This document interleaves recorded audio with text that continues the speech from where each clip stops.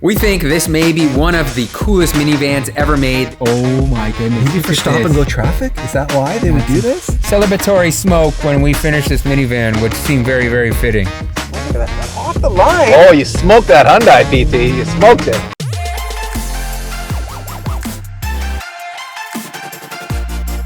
We all know JDM prices for cars have crept up quite a bit, and if you're a family man like me and Dave, you're still looking for a cool, affordable JDM car, and we think this might be the perfect answer.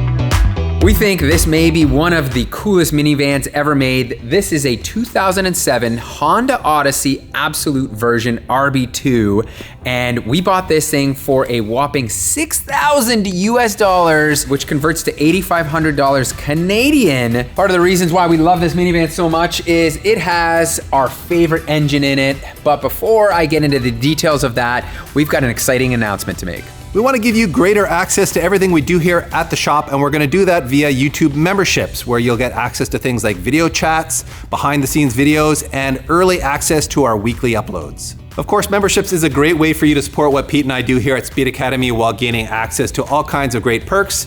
So if you want to join, all you have to do is go to our homepage, look for that join button, where a video will pop up explaining all the perks of membership. So thanks for considering this. Now, what makes this vehicle even more special is it has a whopping 41,000 kilometers on it, which is just like 25,000 miles. So it is essentially a brand new vehicle for the price of a high mileage used vehicle around, here or where you're from. And as I mentioned, this has the K24 2.4 liter engine. This is either an RBB2 or an RBB3 version, which is the better version of the JDM K24s. And they have the better cams. And this thing I think is rated to 207 horsepower, which is pretty good. And we're gonna find out if that's actually fast or not when we drive it. But wow, DP, the oil looks super clean.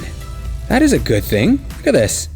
It's not all black and dirty, so does look like this vehicle's been maintained. And just check out the engine bay. It's all stock, which is nice, other than a stereo system, which we'll show you in a minute. But look, no rust. There's just like the slightest of surface rust here on these bowls. And if you're an OG Honda fan, then you'll know the Integras, the Civics, they all had their cruise control, which had a cable running to it and then a cable running out of it to the throttle body. And DP, looking at this, this is reminiscent of that. When I saw this, I'm like, what is going on here? This one does look like this is almost like a TPS sensor of sort that has something going on in here. I don't really know. So if you guys know in the comments what this is, certainly post in there.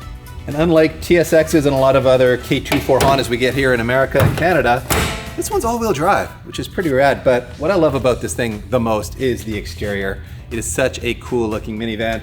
This is in the condition that it was delivered to our shop in, so it still has like JDM dirt on it, although this is probably Vancouver dirt by now because it did come from Vancouver. The front of this minivan is really cool looking. I love the headlight design, and actually I think the RB1s had like a blue tint to them. And knowing Pete, he's probably got some ideas about how to tune that up a little bit and give it that extra bit of JDM spice.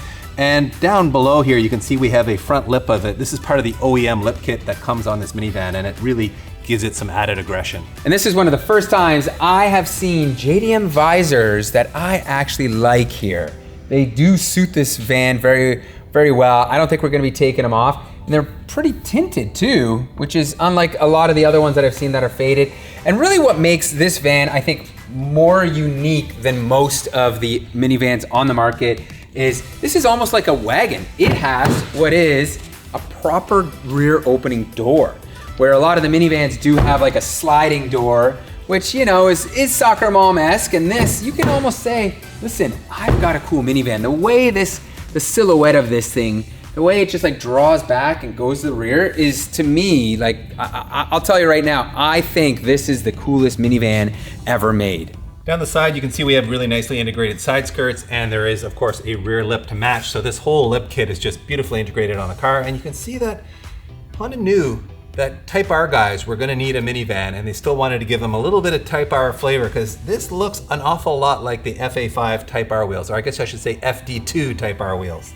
And we imported this car through B Pro Imports in British Columbia, and Brian there has very generously offered to give us all an education on what the process is to import your own JDM vehicle.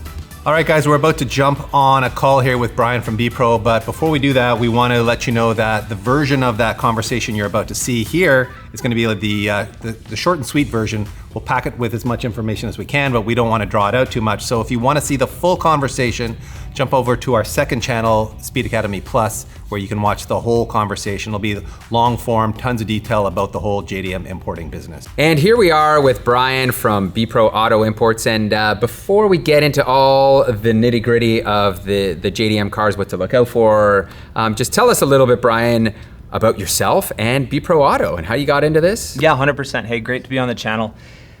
So it's been 14 years now for me. I started B Pro when I was 19, first year university. I was into cars, into business, and I just started with a few vehicles and decided I wanted to make a go of it. And one of the things that I think we do well is being able to get a lot of information on the vehicles for our customers. And not to humble brag, but we do import probably the largest volume of vehicles here in Canada, in the hundreds, and we do get some great perks from our exporters, sometimes discounts for volume, with shipping, exporters, customs brokerage, and stuff like that. And your prices are pretty on point, I find. Yeah, that's why we certainly love working Scale with you guys. But price, from a price point standpoint, it's you guys are hard to beat, right? For sure. Why don't we ask the question that everybody always asks, and that's like what to look out for when buying a JDM car, and maybe preface that too with like there's so many dealers out there. There's people that try to do this stuff privately, and then there's a lot of people that get scammed, right? So. Yep. Well, there's a laundry list of things to look out for. Well, the dealers are a little bit more trustworthy in Japan compared to what you see here. There's just so many of them. And it's so diverse, you really have to be familiar with the landscape there to know what to look out for. Another thing some people don't realize is that you can still get rusty cars from Japan. And it's helpful to know what to look out for with specific models where you could have rust, and even to have somebody there to check them a little bit beyond the auction sheet. Another thing to look out for is to ensure you don't get something with rolled back kilometers. It's not the most common thing, but you have to know what you're looking for. Since Pete is our official car shopper here, if I would be a first-time JDM car shopper, what are some of the more common mistakes someone like I might make when looking to make their first, right-hand drive vehicle purchase? Yeah, good question. One of them might be, if you're new to it, trying to deal directly with a dealership in Japan. There are shady dealerships there, and if you don't know which ones to look out for, you could get in trouble. You could order a vehicle and they ship something else, or they don't ship it at all. And you may not know all the things you have to do. For example, you have to get the undercarriage steam cleaned in Japan at the port right before it ships out. Because if there's any soil on the bottom, it can fail the soil exam, which is basically to make sure that no pathogens or bacteria or organisms come over. And there can be vehicles rejected based on that, so you have to be able to get that done right before it loads. Sometimes you need a second check. If we're getting something in auction, we get a second check done as well. And I would say we probably, my customers would probably testify, it makes the process take longer, but we probably cancel about half of them on that second check, just because some extra stuff. Some extra stuff that wasn't on the auction sheet gets found. Maybe some rust, maybe a mechanical issue or something like that. Now, another common question that we get is how to get parts for these JDM cars. Like, you guys obviously import the vehicles, but can you get things like windshields? That's a common item that people have that concerns about when they, have an Odyssey and you need glass for it, right? Like, who do you turn to at that point? Yeah, that's a very common question that we get. So for anyone that's imported a car with us, we will get them parts at cost as long as they have the car, just as kind of a favor. Oh, amazing. Yeah. We can get OEM parts from Japan. We can look it up by the chassis number or the VIN number. and get anything OEM. Now, something like a windscreen, they're pretty expensive to airship though, and you have to package them up real nice so they don't break. Yeah. So if people want used parts, again, container shipping through one of our partners, and we have the connections that we can link people up with for that. That's going to be the best bet. All right, Brian. Well, we've taken I think enough of your time, so thank you. But before we finish, is there anything else people should really know, or did we miss anything that you think is important for anyone that's looking to have that JDM car experience? Right? There's been so many across Canada and the U.S. So many import businesses that have popped up over the last decade plus and just disappeared. There's a lot of fly-by-night antics that go on.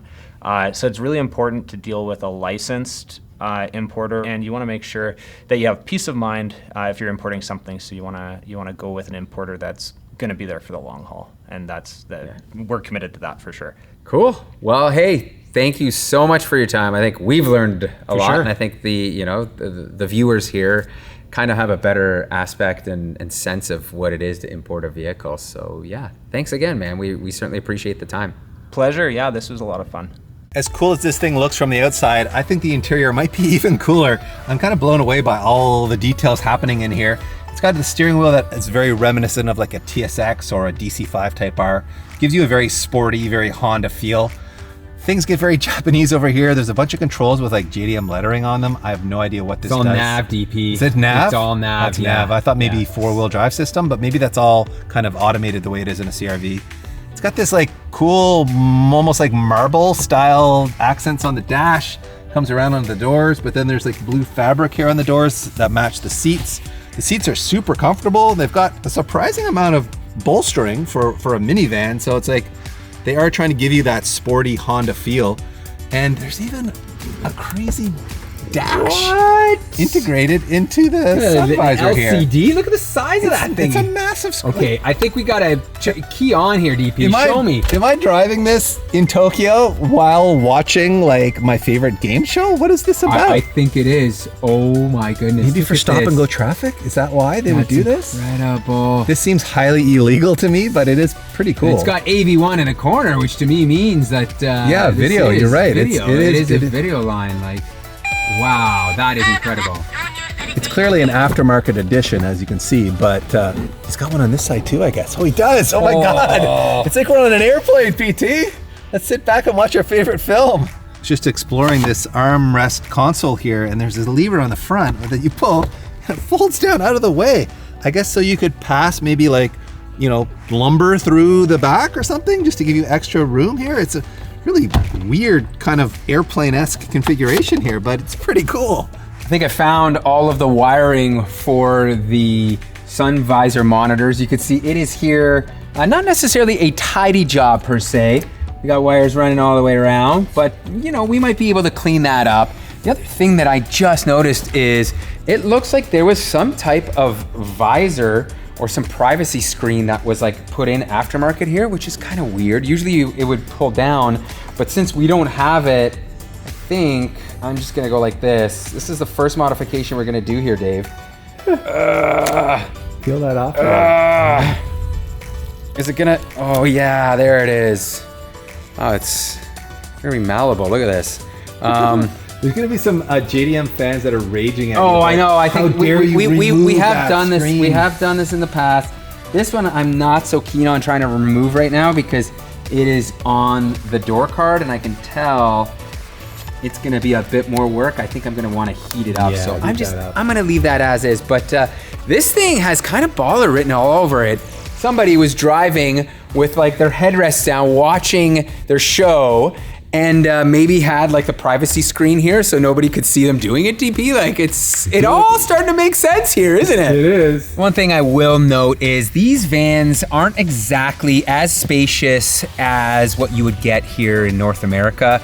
They're more car-like, so the utility and the space isn't as good as what a North American vehicle is. The flip side is you get things like these seats are super comfortable. You can see they do recline a little bit. You got a little, JDM lean in the back here. And more monitors, everybody, in the headrests. here. This thing at this point has 4 screens going on. The Dreammaker, how fitting. Oh my God, DP. What I just find. Oh man. That's right, everybody. That's right. It's unlit, but somebody in Japan was either about to light a cigarette in here or forgot it. But this, my friends, is a 7 stars cigarette that I'm gonna save, and maybe we'll smoke this one day, DP. No, when a celebratory smoke when we finish this minivan would seem very, very fitting. Look at this. The remote for our headrest screens is right here. I don't think it does anything. Oh, it's working. Yep, we got AV1, AV2. We just need to figure out how to get a signal to these, and we'll be watching Disney movies before you know it. The way to access the rear or the other passenger seats in the back is to kind of, not fold that over, but I think you move this forward like this, and then you can go in here. The downside is, as I said, I don't see a way to actually remove these seats. So these don't come out, which from a space perspective isn't exactly ideal. Now let's see, we're just learning as we go here. So these do fold down like that. So that is about as much space as you're gonna, get here if you're loading stuff into the back. And the third row, you can see, does fold down as well, but that is it. This seat does not come out. I can see here it is properly hinged into the actual vehicle, so this is not an easy removal by any means. I mean, this is a pretty good space, right, DP? Oh yeah, you can fit a ton of But stuff. again, from like a practicality, like if you gotta haul a bunch of, wood home from Home Depot, this may not exactly be the way to go. However, look at this. Let me show you this right here. These pieces, so this folds out, and I don't know, it's like supposed to connect the floor here, or like that's a weird thing to have, but maybe it's to protect these rear seats. I don't know. If some of the Australians or you guys living in Japan that have access to these vehicles probably have a better sense and idea of like how this all works, but it's super intriguing. Now I know some of you are wondering, what on earth do we have right here for an audio system? And this looks like it's been hammered into the lower floor here because I can't, oh no, it's just, look at this. It's just on some Velcro. Is that a sock, DP? That is a sock. That's a sock. Wow. Well, look at this bonus score. A JDM sock of somebody that I don't really want to touch, and the whole sub system here. Let's see. What do we got here? We got Boschman Audio Labs, and let's see what kind of speakers in here. Oh, the Carrozzeria. That is the trademark for Japan. Oh, yeah. That's a big boy. I kind of love it. And we do have all of the wires running here. So we just may be able to actually get this working again, which would be kind of cool. Everybody loves a good audio system. Let me throw this up here. Now that I've got this out, there's a lot of space actually. If you ditch this tire, like DP, this could act as another area to... It's a good smuggler's box down there for sure. To haul a whole bunch of stuff. Yep. And check out this nugget that I just found here. Was this acquired during transport, or was this... From the motherland. Exactly, from JDM land. This is, I think, like a mud bug or wasp net some or type of something, yeah. nest. Like it's made all out of dirt. Oh! There's a bug in here, DP. Oh, nice. Look at this. Oh goodness, that is... What the heck is that thing? I don't know what that is. Hopefully it's not alive. This isn't a recreation of Alien. Oh dude, it looks like it's a spider of sorts. Or maybe it is like a, I don't know, mud bug, but it's probably not supposed to be here on Canadian soil. Oh, there's another one here. It's moving, Pete. It's gonna jump in your brain. It's gonna go up your nose. That one's a little moldy. And let's see the last one here. No, nothing. So, ugh. I'll pretend I didn't see that, and this thing is still as mint as it comes, right? One thing about buying a car from Japan, sight unseen, is that you don't always get a very good look at the underside from photos or videos, and so it's exciting and a little unnerving to get it up on the lift. But wow, this thing does look like a 40,000 kilometer vehicle in that it's in remarkably good shape. You can see the oil pan is completely dry. It's not dented like your typical Honda oil pan would be on a lowered car. You can still see paint marks on the gearbox and on bolts. It is really very, very clean. There's a little bit of surface rust starting on these lower control arms, very typical. But otherwise, man, it is so clean under here. And you can see we've got AC lines that run to the back seats here. So that is pretty cool. And that is super cool. you can see the transfer case coming off the transmission, going back to the rear end. And that makes me think, you know what? All these guys wanting to build like turbocharged, K-powered, turbocharged, all-wheel drive Hondas to go drag racing. All you need is one of these, and you're ready for drag week, buddy. Just throw a turbo on it and go win some trophies. Well, DP jumped the gun a little bit here, and this is a very, very common thing to see on auction cars, is they're kind of prepped. And like Dave said, there's a little bit of surface rust you can see here, but the reality is there's probably a lot more. I can see that somebody came in with a spray can here and spray painted it all the way up to the top there. And really the telltale sign is like the spring looks like it's been sprayed and spray painted black. So, you know, it's not necessarily a bad thing per se. Like, people do this all the time. It's just a lot more common to do that on cars from Japan than here. We don't really, you know, want to make the underside of a car look cosmetically good. However, there is a OEM Honda oil filter on here, which to me is a very good sign. And like Dave said, the engine itself looks mint. So it's not that this is necessarily a problem, but it is common practice for, you know, JDM auction cars to be spray painted.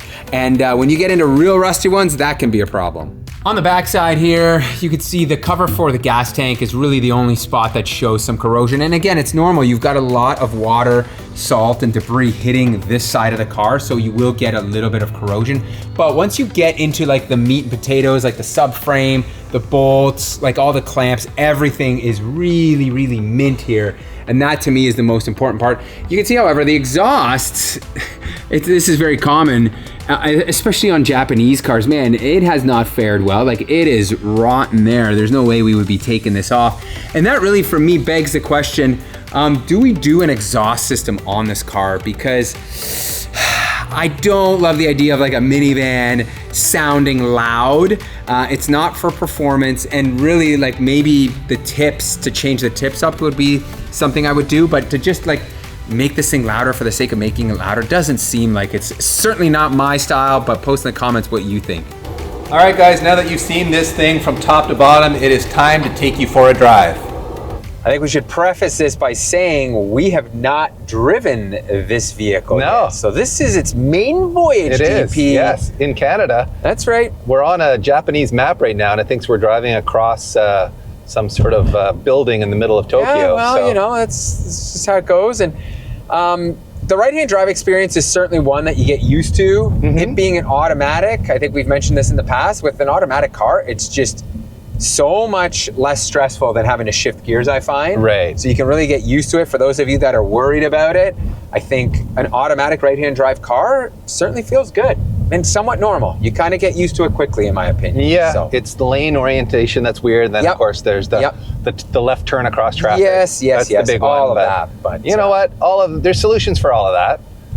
You can put a camera here with a, a monitor you can there. do all You can do that. things to work around it. So not the end of the world. I think the first thing we're going to do is I'm going to floor this. Okay. See what 200 horsepower feels like in a K24. That's it, DP. That is it. That's The top end. It's a perfect way to describe it. The top end isn't bad.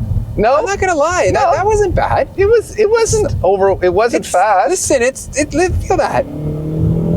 That feels K24. Like, see that top end? Yeah, there's some drivetrain loss happening here, PT. There's all-wheel drive and there's an automatic gearbox, and I feel like we've lost 40 horsepower, but it doesn't feel slow. No. And it also doesn't sound like a K24 yet because it's all muffled. It's all muffled, but yeah. See, I'm like, there's 50%, and then the mid range is a little lacking, but it is a 4-cylinder after all. It is an all-wheel drive drivetrain, like you said. Yeah. But it probably weighs 3,300 pounds, something like that. Probably. I would guess. And the reality is, you don't buy one of these. You do not buy one of these for speed. No, you don't. No, It's for practicality. This is a for sure. definition of practicality. Yes. Yeah. And that is style. Really, yeah. It is stylish. Once we, I think, go through the process of modifying it, this thing will be way cooler. Yes. Oh, look at that. Off the line. Oh, you smoked that Hyundai, PT. You smoked it. It's pretty good off the line, actually. That was peppy. It's pretty good. It's pretty good. It's peppy. I mean, it is the good K24. This being the Absolute edition, it does have the spicier K24. Yeah. So, yeah, it's not slow, but it's not like, you're not gonna blow anybody's doors off. No. I think it's pretty perfect for what it is. And like you said, I think the driving experience does feel more of a car than an SUV or minivan, let's just call it. Yeah. And it's kind of what it's meant to do. Yeah. The Honda always kept back the good ones, and I think this is one of those that we can also say, I wish we got this here in left-hand drive, because man, I think it would be such a winner. So yeah, like for me, the appeal is A, how cool it looks. Yep. This is such a cool looking minivan, and we're gonna make it look even cooler. And B, it just drives super nice and has all the practicality of this style of vehicle. And that guy just parked into oncoming traffic. That's okay. He's just getting his mail. He's just getting his mail. It's all good. So. Let me just stop into oncoming traffic. Yeah. No big deal. Anyway, I love it. We're gonna make it cooler. All right, guys, tell us what you think. Is this not the coolest minivan out there? It certainly is to me, but post in the comments and let us know. And that's certainly not the end of the road for this minivan. It's just the beginning. We are gonna mod this thing. So post in the comments what you would like to see us to do.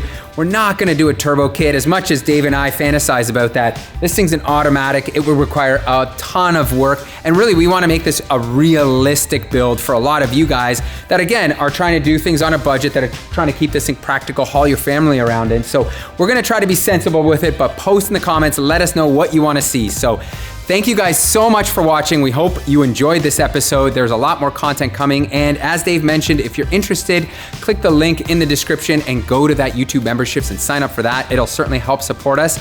All right, guys, we will see you in the next one.